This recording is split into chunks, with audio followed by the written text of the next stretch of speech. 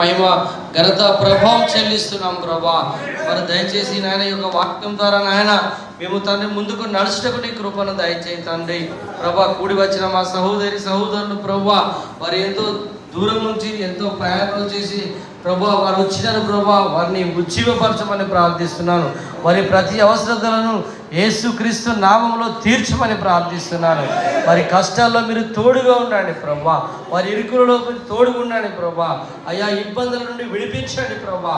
అయ్యా ప్రతి నాయన బొగ్గల నొప్పులు తండ్రి నాయన కాళ్ళ నొప్పుల నుండి విడుదల దయచేయండి ప్రభా.